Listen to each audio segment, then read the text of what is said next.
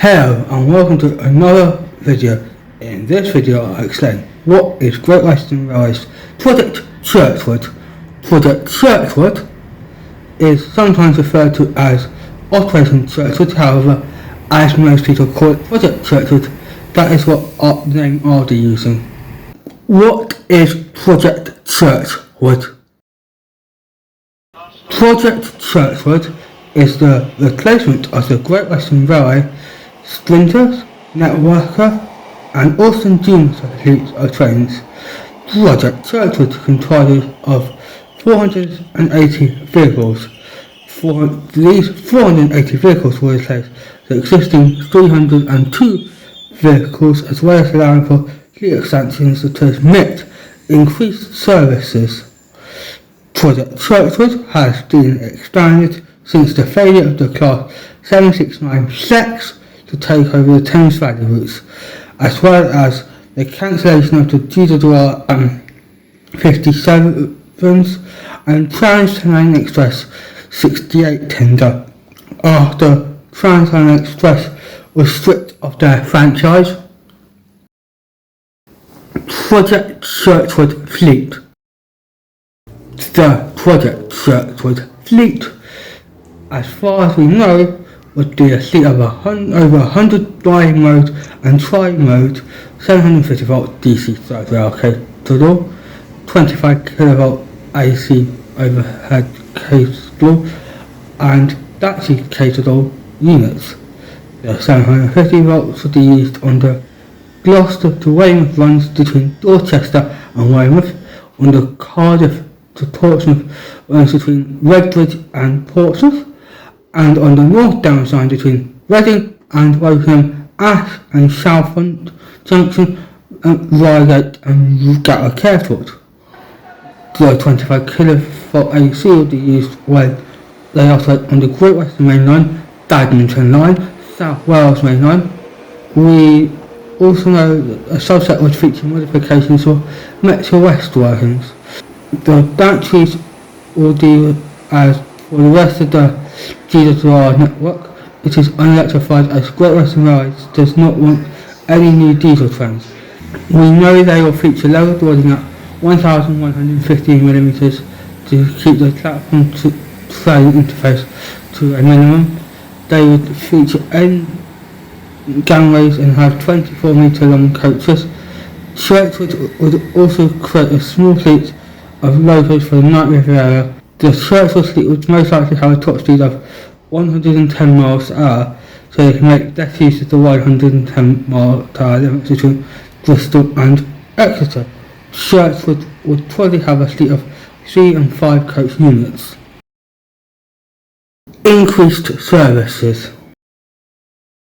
Project Churchward would see the enhancement in services made across the GWR network, including the North Downs line, which is getting a regular 30-minute stotter and a 30 minutes fast train, as well as an extension of the service to Oxford and Brighton.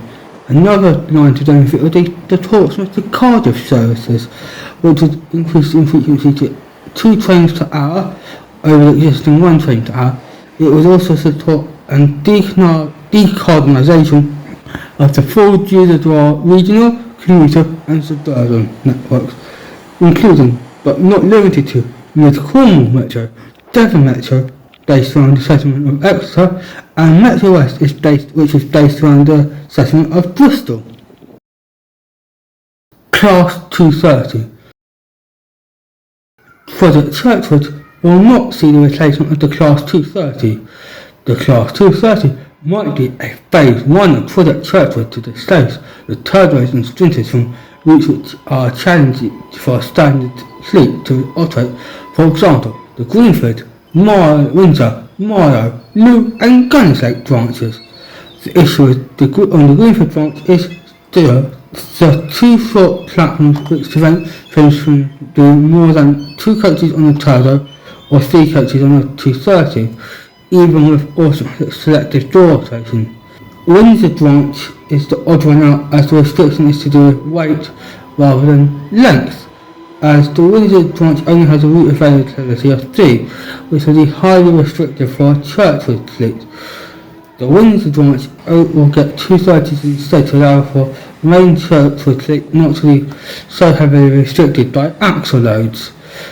Milo is a operational issue due to the reverse at Dornan, which limits you to 2-coach turdos or 3-coach class 230s, depending on coach length, as the up platform is only 82 metres in length. However, a train must stop 6 foot from the duffers, which reduces platform length to 80 metres, and you must keep at 13 metres between the train and points indicator at dawn. Bravo Echo 1 at Dawn End, which reduces your permitted length down to 67 metres. The issue on the Loop branch is that coaches are longer than 20 metres cannot run cut-off up, which currently limits the branch to 2-coach 150s, a 230 coach is only 17 metres, so it will not foul the rules.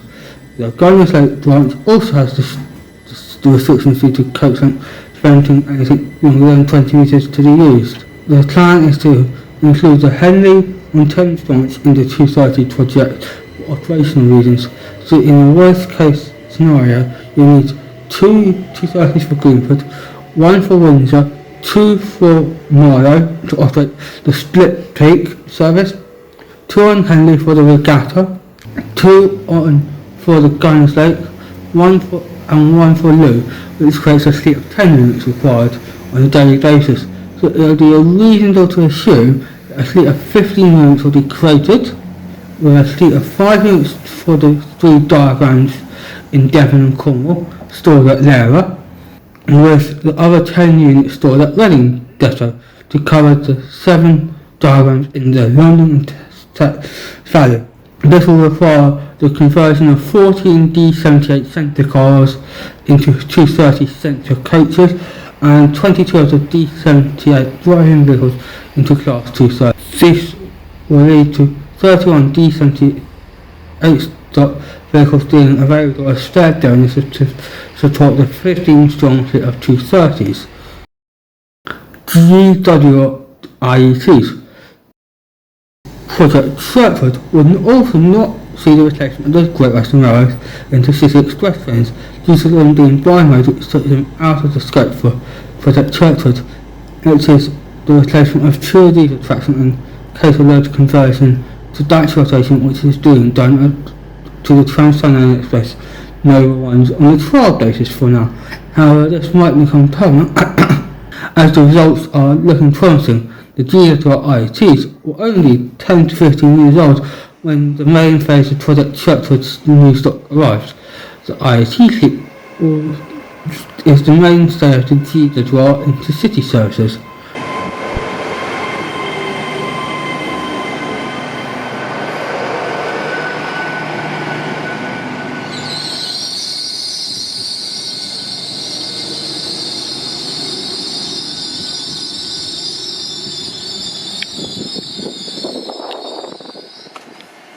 Thank you for watching. Please like, comment, share and subscribe to A Trainspotter From Berkshire.